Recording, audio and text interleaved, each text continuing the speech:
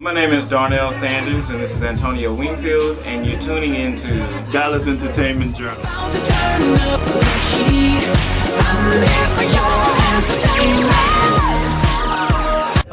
Hey, it's Jasmine. I'm here at Antonio Wingfield, and we're at the House of Blues for our Tuesday Trend. And today I'm talking to you because you have something really interesting coming up. It's a fashion opera. Yes. Tell me about that. What exactly is that? A fashion opera is basically a theatrical composition of fashion set to a storyline. Because of my love of the history of fashion, I wanted to tell stories behind my clothing.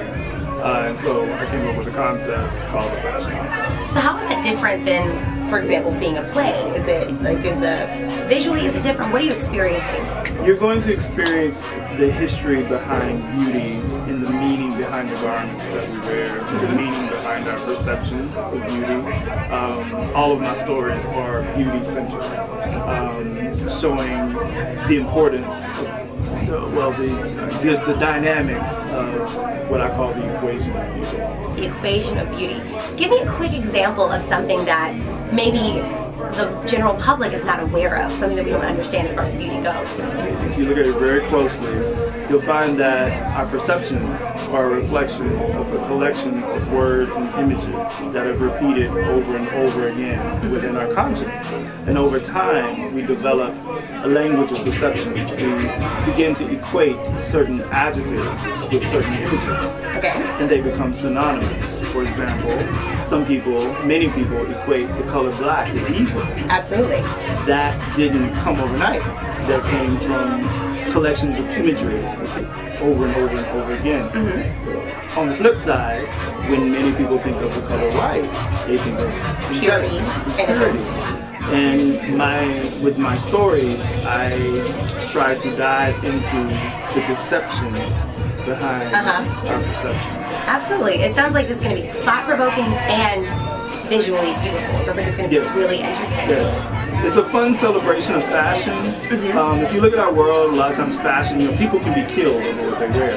You go to certain countries, you can literally be stoned or killed because of what you're wearing, right?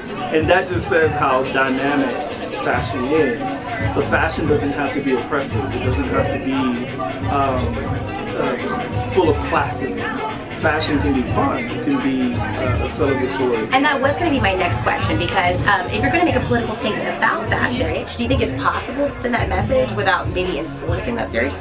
Yes, actually, well, what I try to stick to is the actual definition. What I actually want to expose people to is the real definition of fashion. If you look it up in the dictionary, fashion is basically, we think of hair, clothing, accessories, but fashion is also its lifestyle, its attitude, its behavior, it's the foods that you like to eat. Importantly, fashion refers to things that are considered appropriate for the time. And oftentimes, like you're saying, it's often set by the elite, and it trickles down from there. Fashion doesn't have to be elitist. It really is, fashion is everywhere. Because where fashion has gone, fashion has become it's gone to a place where I don't think it's very healthy. I'd like to see fashion go into a place where people are actually just celebrating humanity, celebrating being alive.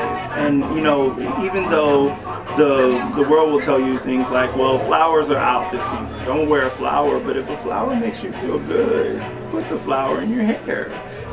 What I want to show people is how they come to perceive things the way that they do and how they actually miss out on beauty. The beauty of themselves, the beauty of their communities, the beauty of their world, because their perceptions have been so ingrained?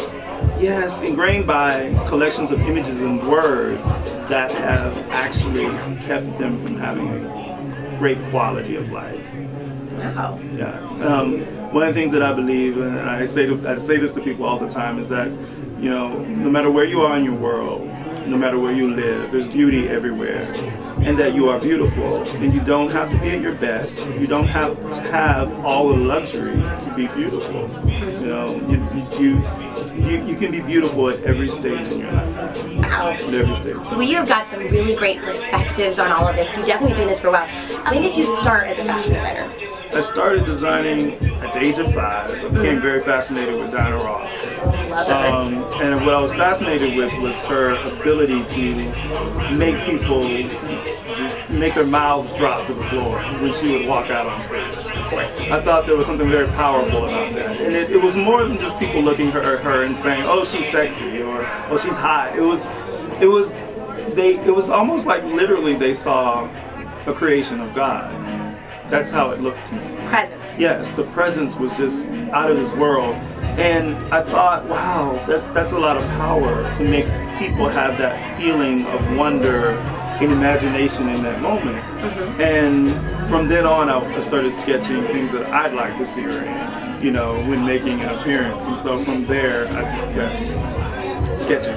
Okay, so outside of fashion, what else are you working on? I'm actually working on a novel series. The first book is out. It's available at Amazon as well as on Kindle. It's called Internal Vanity. It's a series. I'm very excited about it. It's also connected to the fashion opera, the Awakening show in itself. It deals with the subject of beauty and the journey to the discovery of beauty.